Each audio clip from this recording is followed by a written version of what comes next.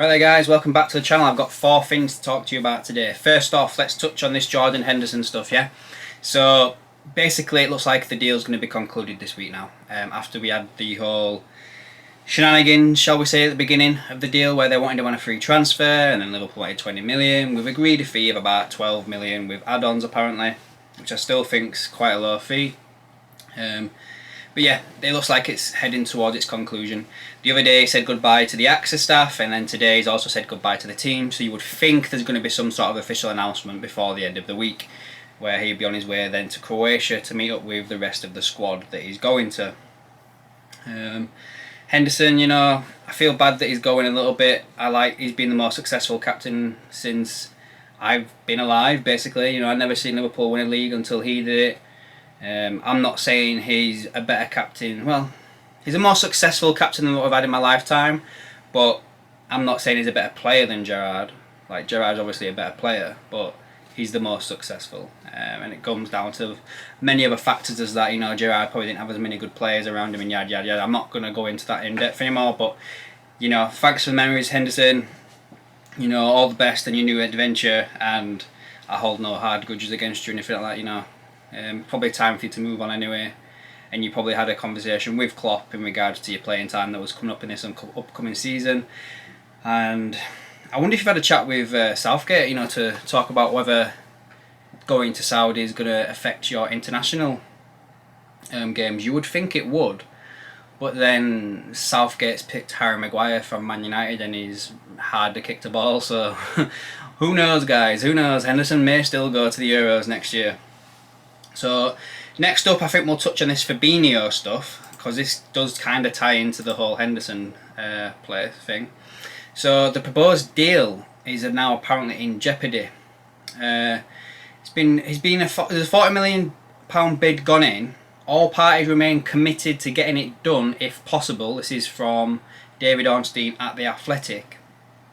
Negotiations and conversations are continuing with the club, and their desire is to sign him, but there's been a delay to the process, and as things stand, Fabinho is set to resume pre-season preparations with Liverpool on Wednesday, so that's obviously tomorrow. So if we see him in training tomorrow, then you would think that there's been something that's gone wrong, and maybe that deal is not happening.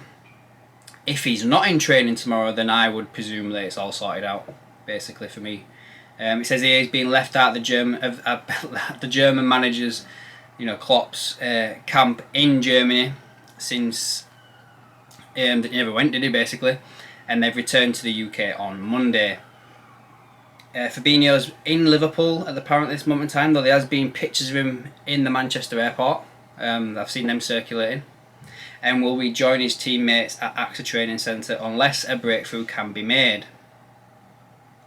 It is rumoured that the deal could be scuppered by an apparent rule in Saudi Arabia banning the breed of dogs that Fabinho owns. However, any doubt over the move has nothing to do with his 2 French bulldogs.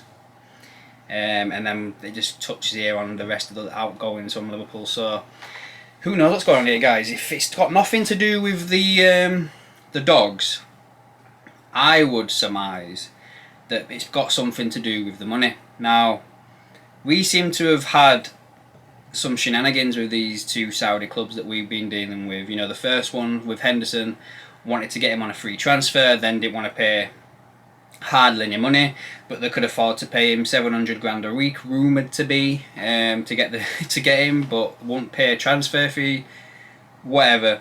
These seem to have come in with the bid, and he's had the medical allegedly, and he's done all this, that and the other, but they've just not transferred the money over, is from what I can gather here. So I wonder if this is not being signed off by PIF, you know, the people that have, because this is the PIF club.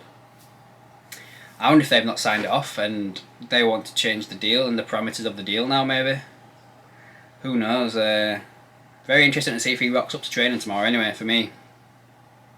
Thirdly, them comments yesterday that came out about Fabio Carvalho, they were a bit scathing, weren't they, of Klopp that? You know, he was basically asked, you know, did you speak to Klopp before going to Leipzig? And he just turned around and said, like, I hardly speak to him. Just like, And then there was some other comments basically where he said that he was told he'd play as a 10, but then Liverpool don't play over 10, so then that's why his gameplay was like diminished and stuff. And I can get that, you know, like when he played at Fulham, he was a 10, he was playing behind the striker, and then we started sticking him out on the wing, and it just didn't make any sense whatsoever. But you would think after he's had them comments that that's basically ended his Liverpool career for me. And then you've got to think to yourself, like, why did we sign him in the first place? Like, was he a Jurgen Klopp signing, or was he a signing forced upon him, where basically we've signed him on the cheap so then we could sell him later for more money? Do you know what I mean? Like, it seems a very strange transfer, does that? Now, you know, with the comments that Carvalho said that he never really spoke to Klopp, and he was promised to play in a 10, and we don't play with 10s, like, proper weird that one, isn't it? I'd say that he's off after this season. Wouldn't even, I don't know, but then we would have sold him this summer, wouldn't we? What do you think, guys? Let me know down below. After them comments from Fabio Carvalho, do you think he's on his way, or do you think he's still way back into the squad? I'd say maybe. Then lastly, the big news that's come out within the last few hours. Romeo Lavia. This is reported also on The Athletic, David Ornstein, that Liverpool have had a £37 million offer for Romeo Lavia rejected by Southampton. Personal terms for the proposed move to Anfield will not be an issue. They've probably been agreed for weeks, I would say. The Athletic had previously reported that Southampton are seeking £50 million for Lavia. The 19-year-old has been a target for Liverpool as they seek to strengthen their midfield department following the departures of Milner, Chamberlain and Melo. Also set to lose Henderson and Fabinho. The Merseyside club, meanwhile, also have an interest in Decore, Amrabat, Ryan Gravenberch and Calvin Phillips. And then this goes about who we've already signed. Lavia made 29 appearances for Southampton, were relegated last season, missing a chunk of the campaign due to a hamstring injury. He was also the subject to a £50 million deadline day approach from Chelsea last September, despite only having joined Southampton a few months earlier. Well, you know, like, it's Chelsea for you. They'd buy anybody now, won't they? Buy out that's not nailed down. So that's basically it from David Ornstein on this. Now, I find this very strange as well, because I've been under the impression that we wouldn't see any movement on any players coming in now until we got rid of Fabinho and Henderson. Mainly Fabinho, because that's where probably the chunk of the money was coming from. But now I've had this £37 million bid rejected.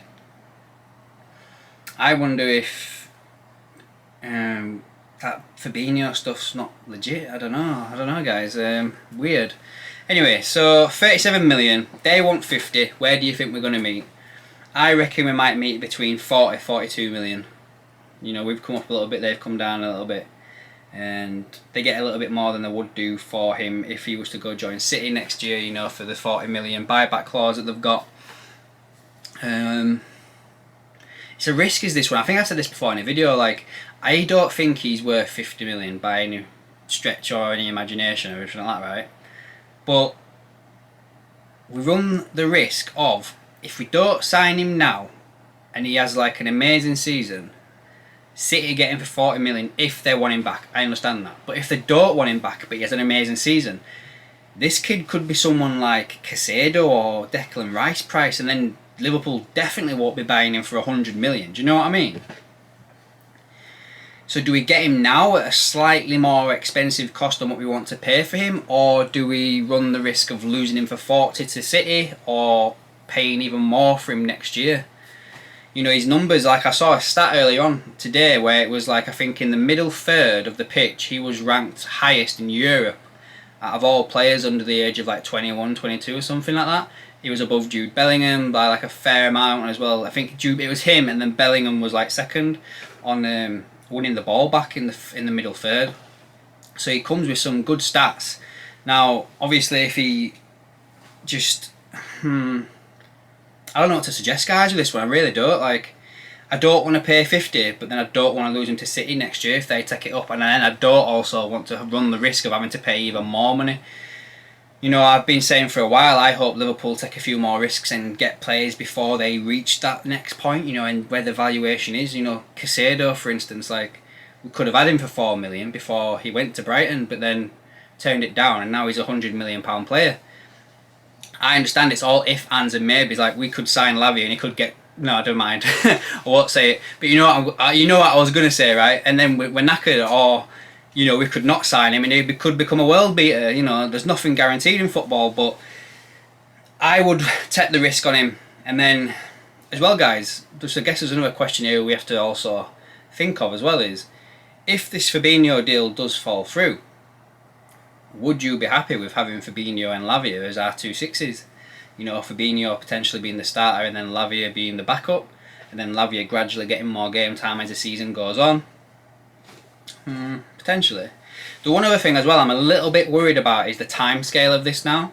So obviously Liverpool fly off to Singapore, I think, on Thursday, and we've got a match on... When's our next match? Sunday in Singapore. I don't think it... Would it not be? We'd probably have to get a deal done tomorrow for him to make the Singapore game, right? Then we play Wednesday against Bayern in Singapore. Potentially, again, it'd probably need to be done by this week.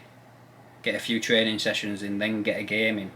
And then we play in Preston against Darmstadt the following Monday. So he'd probably met that one if we got it done. But then we play Chelsea that Sunday. So in all fairness, guys, I would hope that if he could make the Bayern game and the Preston game, just so he's got a couple of games under his belt with us, do you know what I mean? I wouldn't chuck him straight in against Chelsea if we signed him without having any sort of gameplay with us. What do you do, guys? What do you think? Let me know. Would you chuck him straight in against Chelsea if he, say, we signed him and he played against... Is it Darmstadt in Preston? I keep wanting to say Preston because that's where we're playing. Or do you just not take the risk and, you know, maybe give him his first game against Bournemouth or Newcastle or something in the weeks after that? It's a tough decision, guys, but Liverpool need to get the skates on if they're going to get this one done and get him in with a few games to get him settled and everything before with the league starts. You know, the league's creeping up on us, guys. Like, it's what? We're on the 25th now, so we've got... It's literally like it's 2 weeks on Sunday till our first game of the league. It's cutting it fine there, isn't it, if you want him to come in and play that match, guys. So anyway, I think I'll leave that video there. Let me know down below what you think on everything like that. If you are new here, subscribe to the channel, guys, and give this video a like. Put a comment down below, let me know your thoughts on everything we've just spoken about, and I'll catch you in the next one.